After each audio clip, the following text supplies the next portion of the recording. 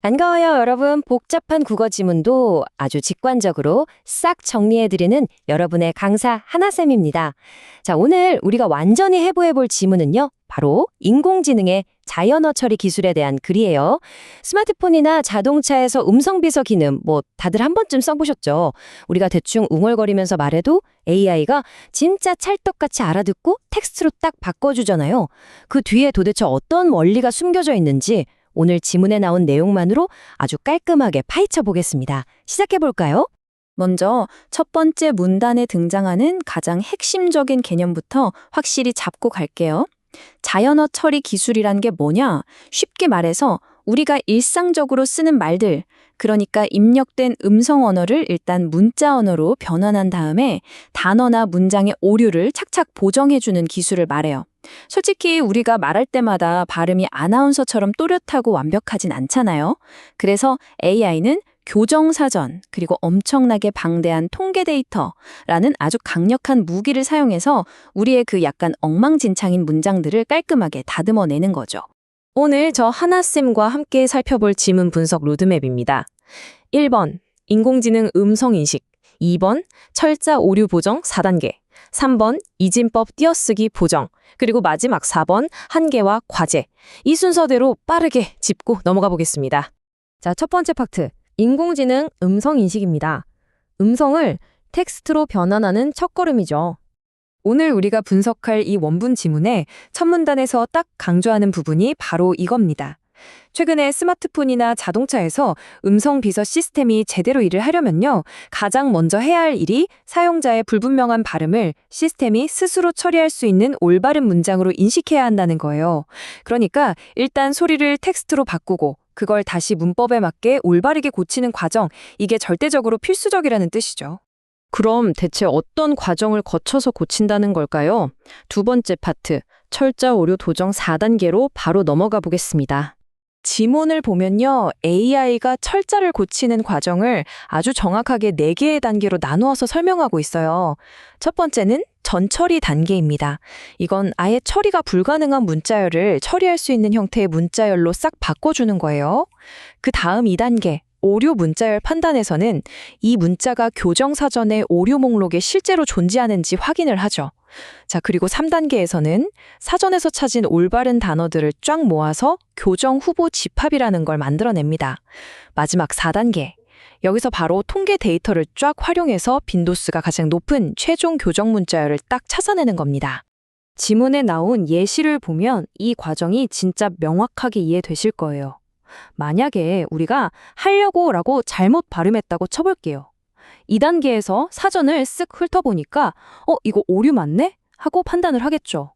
그래서 3단계로 넘어가서 하려고, 그리고 하려고라는 두 가지 교정 후보를 만들어냅니다. 자, 여기서 아까 말씀드린 AI의 핵심 무기, 통계 데이터가 등장하는 거예요. 교과서나 신문 기사 같은 데서 뽑아낸 빈도수를 딱 보니까 하려고는 100번이나 쓰였는데 하려고는 딱 1번 쓰인 거예요. 그럼 당연히 가장 많이 쓰이는 하려고가 최종 승자가 되는 거겠죠. 어때요? 생각보다 엄청 논리적이죠? 자, 철자를 완벽하게 고쳤으니까 이제 뭘 고쳐야 할까요? 맞아요. 띄어쓰기를 고칠 차례입니다. 세 번째 파트, 이진법 띄어쓰기 보정입니다. 이 띄어쓰기에 쓰이는 이진법 변환 규칙을 한번 자세히 들여다볼까요?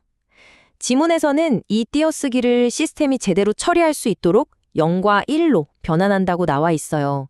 룰은 아주 간단해요. 공백이 있으면 1, 없으면 0. 끝입니다. 예문을 한번 볼게요. 가령 동생이 밥을 먹었다라는 문장에서요. 밥이라는 한 음절만 딱 떼어놓고 보면 왼쪽, 오른쪽, 양옆에 다 공백이 있죠?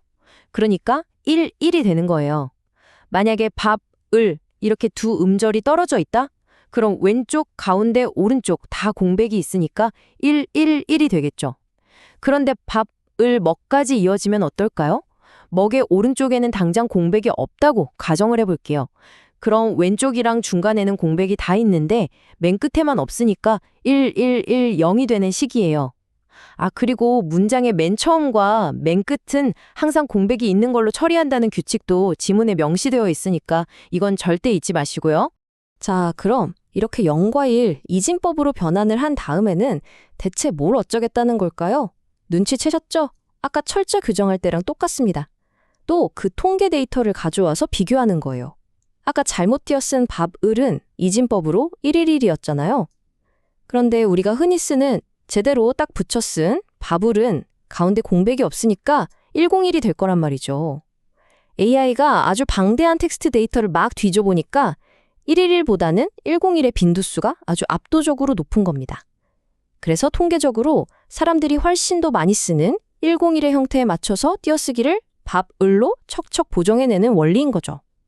정말 똑똑하지 않나요?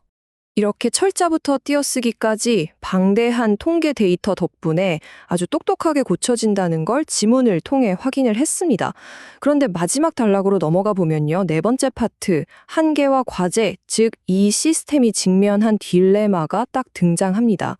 지문의 마지막 결론 부분에서 콕 집어주는 핵심은 바로 이 트레이드오프 관계입니다. 철자 교정이든 띄어쓰기 교정이든 제대로 고치려면 결국 무조건 통계 데이터에 의존해야 하잖아요. 그럼 상식적으로 통계 데이터의 양을 엄청나게 막 늘리면 늘릴수록 보정의 정확도는 쭉쭉 올라가겠죠. 네, 맞습니다. 하지만 시스템 입장에선 그 방대한 데이터를 일일이 다 뒤져봐야 하니까 필연적으로 데이터 처리 속도는 뚝 떨어지게 되는 치명적인 단점이 생기는 거예요. 완벽함을 추구하다가 정작 대답은 한참 뒤에 나오는 그런 답답한 상황이 발생할 수 있다는 거죠. 그래서 이 지문은 다음과 같은 질문을 던지며 마무리가 됩니다. 최근의 인공지능 연구들은 바로 이 문제를 해결하기 위해서 즉 보정의 정확도와 데이터 처리 속도, 이 두 마리 토끼를 어떻게 하면 동시에 형상시킬 수 있을까를 지속적으로 탐구하고 있다는 거죠. 정확하면서도 동시에 엄청나게 빠른 AI. 과연 미래의 인공지능은 어떤 기발한 방식으로 이 한계를 극복하게 될까요?